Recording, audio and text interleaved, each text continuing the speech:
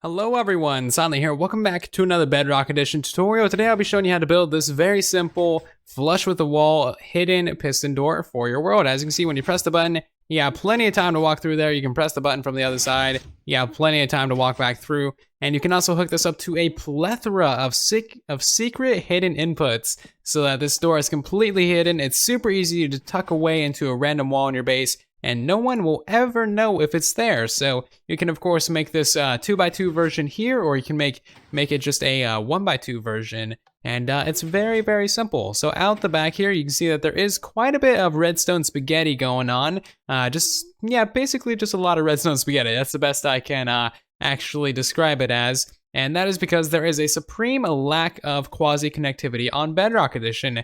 So if you're familiar with Console or Java Edition, then you'll probably instantly recognize this design here as the classic Jeb door for those platforms. And this completely does not work on Bedrock because these bottom pistons do not get power, they don't extend, and that basically makes it so that we have to completely redesign the entire thing, and that just requires kind of a lot more work, honestly. But I went out on a quest because I was basically told that, hey, Bedrock Edition doesn't have a good Jeb door, and so yeah, I went out on a quest to design the most compact, the most simple, and also the cheapest Jeb door that you can make. And I think I pretty much accomplished that reasonably. It's kind of big. It is kind of big. I think it could be more compact, but I wanted to, again, make it as cheap as possible because that is kind of the point of a Jeb door. So as you can see here, we have the basic 1x2 design, and it works really fine. You can just mirror this over, and then you have the 2x2 design.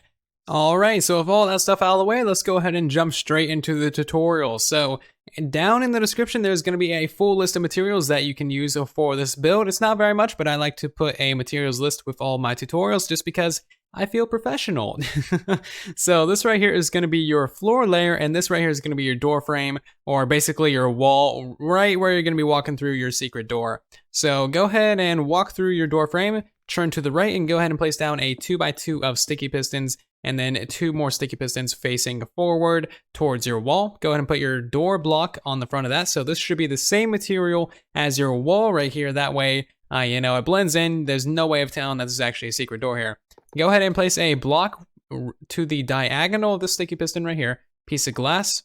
Slab right there, piece of glass, a slab right there, and then another piece of glass. And then you want 4 solid blocks right here, just like so. And then basically just go ahead and cover all of this stuff in redstone dust.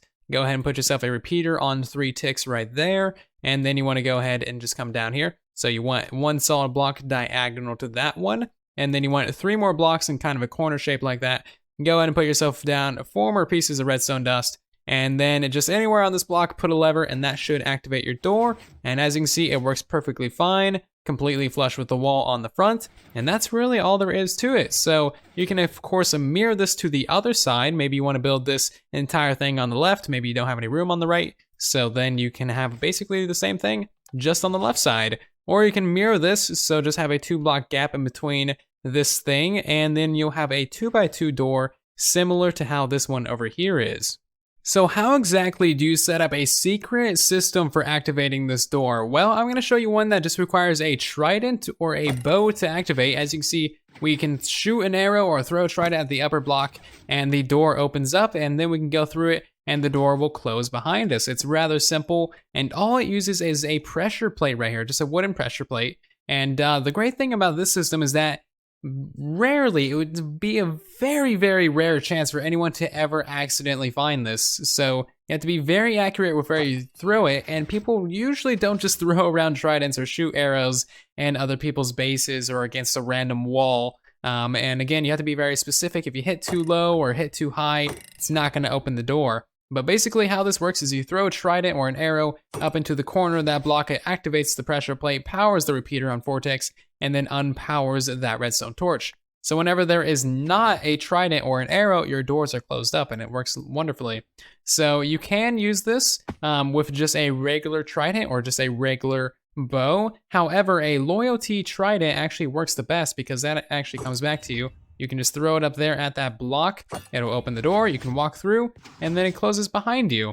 If you use this with a non-loyalty trident, so it doesn't come back to you, or an arrow, what you're actually gonna have to do is run, jump, and then run through the door. And that actually makes it so that you will pick up the trident or the arrow. If you don't pick up the tridents or the arrows, they'll just sit there until they despawn or whatever, leaving your door open for other people, which probably is not ideal. But yeah, a tutorial isn't really necessary for this, just pressure plate, repeater, redstone torch, and then a janky redstone line going over to wherever you want your button. So that is gonna do it for this tutorial, guys. Thank you ever so much for watching. I really do hope that you did enjoy. If you have any tutorial requests or things that you want me to work on, things that you want me to make for Bedrock Edition or Java, please do let me know in those comments down below, because I want to make stuff that's useful to you guys. I want to make stuff that you want to see and want to watch and will enjoy building in your world. So please do let me know if there's anything that you're specifically looking for, and I'll try my hand at designing it. I'll basically do anything that isn't a mob farm for Bedrock, because mob farms on Bedrock, they just don't work like at all, and if they do work, it's way too much effort for most survival players, so it's not even really worth the time. And Bedrock Edition mob spawning mechanics are getting redone hopefully soon, so it's not much point in really trying at this point. Anywho, I am rambling. Again, thank you guys ever so much for watching. Be sure to leave a like on the video if you did enjoy it, maybe subscribe to the channel so you don't miss the next video, and I'll see you down in the comment section and in the next one. Thank you so much for watching, and then there was silence.